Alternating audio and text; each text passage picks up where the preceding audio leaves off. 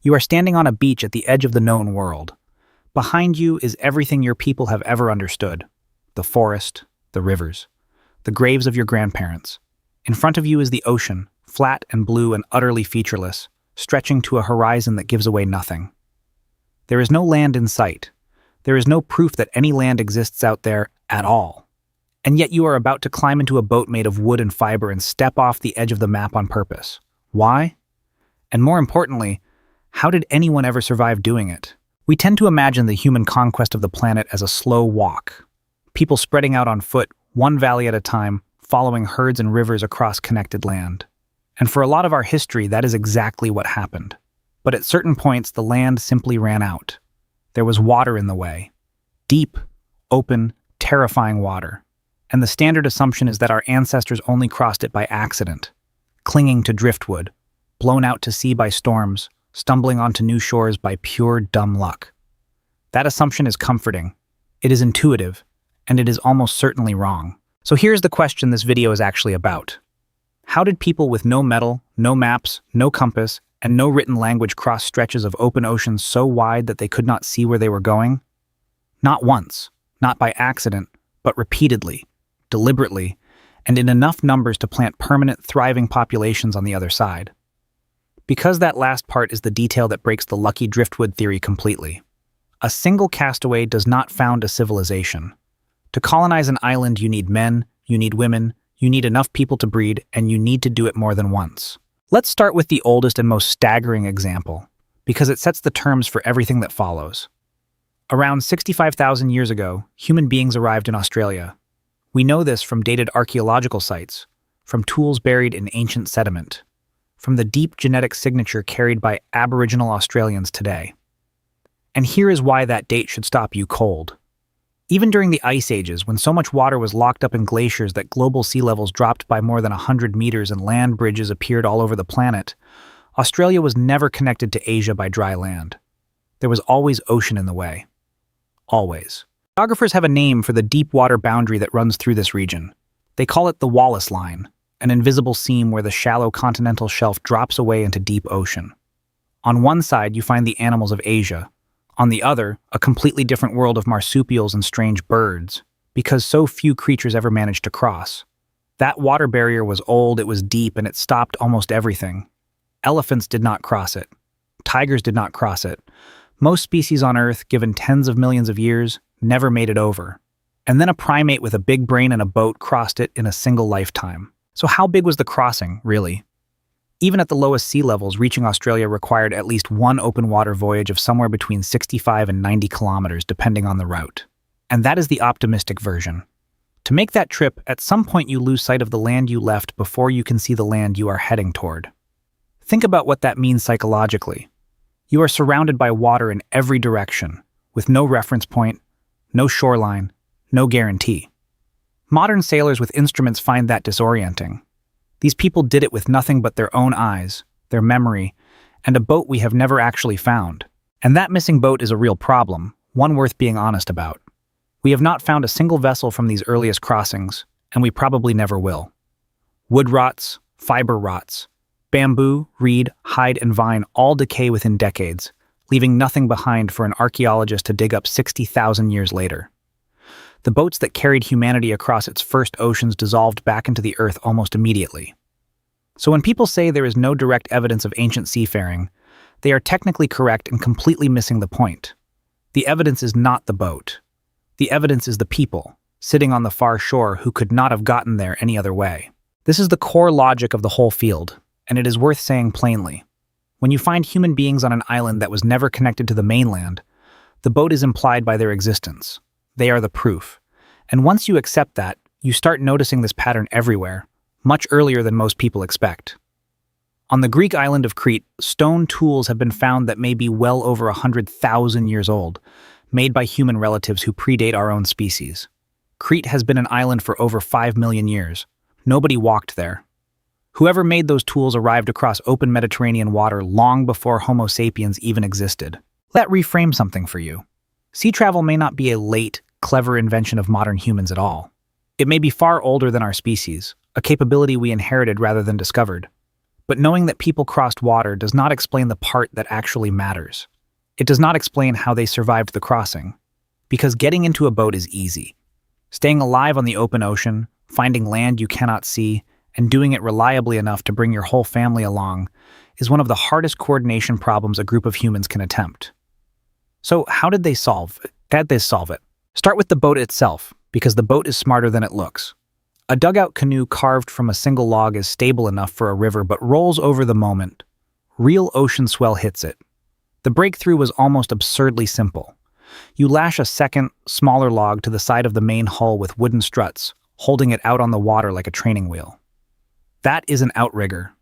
It is one of the most important inventions in human history, and it turns a tippy log into a vessel that can ride ocean waves for days without capsizing.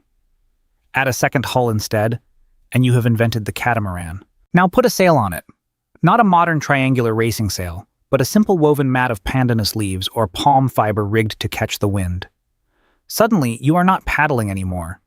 You are harnessing the atmosphere itself to carry a loaded boat across hundreds of kilometers of open sea while the crew rests, fishes, and navigates. A well-built Pacific sailing canoe could cover well over 100 miles in a single day, faster than many European ships thousands of years later. The technology was not primitive. It was exquisitely tuned to the ocean by generations of people who could not afford to get it wrong, because getting it wrong meant everyone drowned. But a fast boat is useless if you have no idea which way to point it. And this is where the story stops being about technology and becomes something close to unbelievable. The greatest ocean crossings in human history were made by people navigating with no instruments whatsoever. No compass, no map, no sextant, no clock. Instead, they navigated with a system of memorized knowledge so sophisticated that it took modern scientists decades to even understand what these navigators were doing, let alone accept that it worked. We are talking about the settlement of the Pacific, the single most impressive feat of exploration our species has ever pulled off. Consider the scale. The Pacific Ocean covers a third of the planet's surface. Scattered across it are thousands of tiny islands, most of them mere specks, separated by immense stretches of empty water. And, starting a few thousand years ago, a seafaring people we now call the Austronesians set out from Southeast Asia and systematically found and settled nearly all of them. They reached Fiji, Samoa, and Tonga. They pushed on to Hawaii, thousands of kilometers from anything. They found Easter Island, one of the most isolated inhabited places on Earth. And eventually they reached New Zealand. They colonized a triangle of ocean larger than any empire that has ever existed on land. But how did they find a speck of land in a third of the planet without instruments? The answer is that they read the ocean the way you read a page. First, the stars. A skilled navigator memorized the rising and setting points of over 200 stars across the night sky, a rotating map that told them exactly which direction they were heading through the darkness. As one star climbed too high, another rose behind it on the same bearing, forming what is called a star path. They did not measure the sky. They became a living instrument that had internalized it, updated hour by hour, all night, from memory. But the stars vanish during the day and disappear behind clouds, so they read the water too. Ocean swells generated by distant, steady trade winds roll in consistent directions for thousands of kilometers. An experienced navigator could feel the rhythm of these swells through the hull of the canoe, lying down in the boat and reading the pattern of the rocking against his own body. When two swell patterns crossed, they created a distinctive motion he could recognize. He was, quite literally, feeling the shape of the ocean through his spine and using it to hold a course straighter than most people could manage with a modern compass. And then came the cleverest trick of all, the one that solves the hardest problem in ocean navigation. An island is tiny. Miss it by a few kilometers and you sail past it forever into empty sea. So instead of aiming for the island itself, these navigators aimed for the enormous invisible halo of signs that surrounds it. Certain seabirds fly out to fish at dawn and return to land at dusk, so their flight path at evening points straight at land you cannot yet see.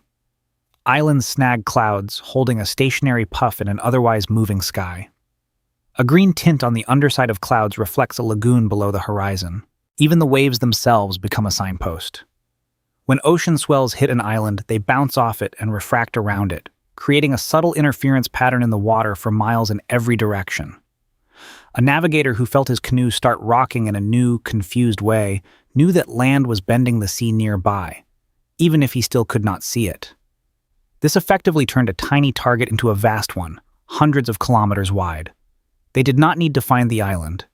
They needed to find the island's shadow on the ocean and then follow it home. Some Pacific navigators even built teaching tools out of this knowledge. In the Marshall Islands, they made stick charts, frameworks of tied palm ribs and shells that mapped not the islands themselves, but the way swells curved and collided around them. These were not maps you carried on the voyage.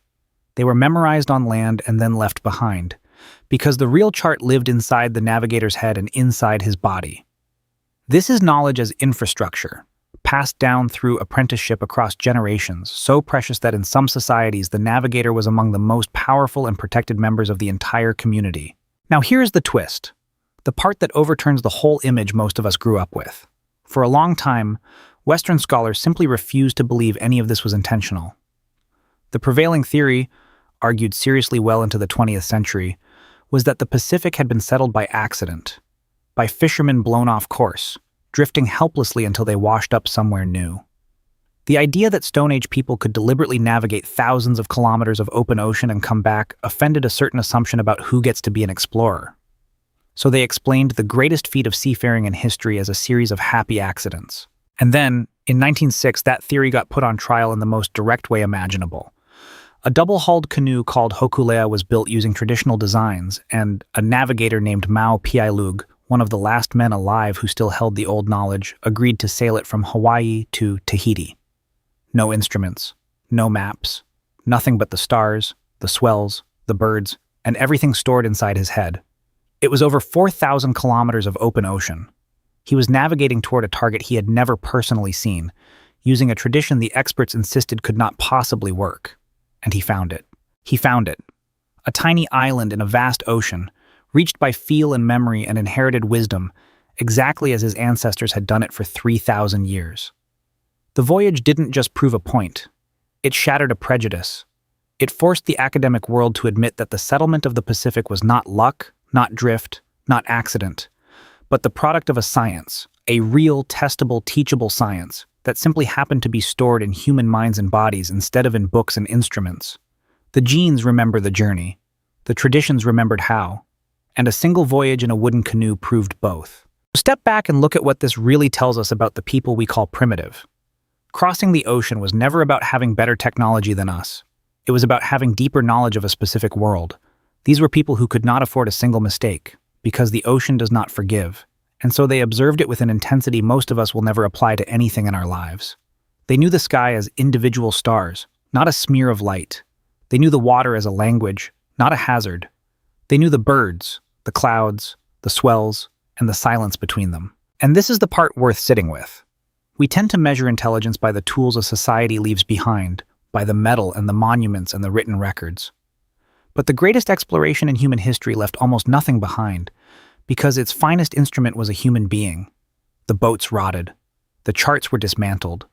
The knowledge lived and died inside individual minds, handed from teacher to student across 100 generations, until a handful of men in the 20th century became the last living copies of a library that had guided our species across a third of the planet. So the next time you picture ancient humans, do not picture people huddled on a shore, afraid of the water, waiting for luck to carry them across.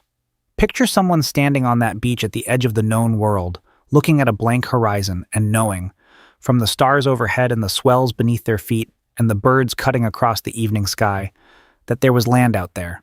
Not hoping, knowing. They did not fall across the ocean by accident. They read it, they understood it, and they chose to go. If this way of looking at our ancestors fascinates you, if you want to understand not just what ancient humans did, but how their minds actually worked, I've built a full companion course that goes far deeper than any single video can. It's linked in the description. It's where this story continues, past the coastline and out into everything else these extraordinary people figured out. I'll see you there, and I'll see you in the next one.